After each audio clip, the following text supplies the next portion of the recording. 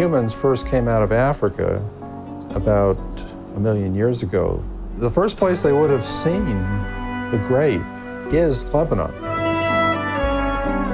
We know that according to some mythology, according to some legends, that Bacchus was the god of wine.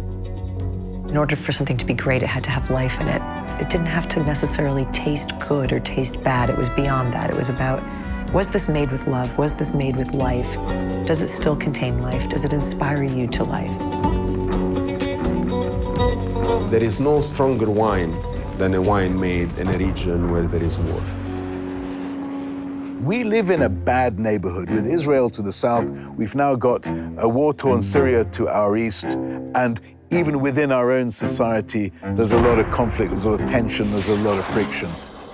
You were very, very aware of the fact that you were entering not a current war zone, but one that could return to being a war zone at any moment.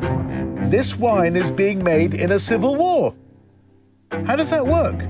I'd never tasted any wine like it before. It's so distinctive. And it was not Bordeaux, it was not Burgundy, it was not trying to be anything. When I look at a bottle of wine, it's just grape juice with alcohol. That is what it is. And it is everything surrounding the bottle of wine.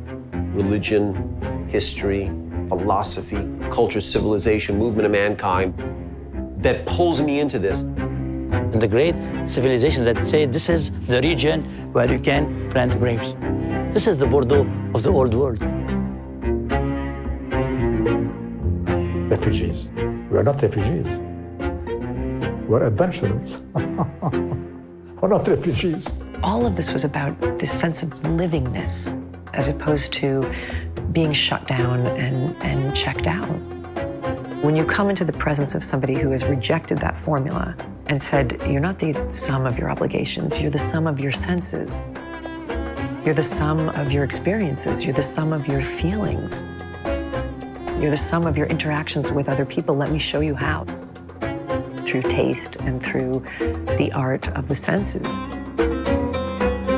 And that, to me, is spiritual mastery. War or no war, I don't care. Because grape, yeast does not care about war.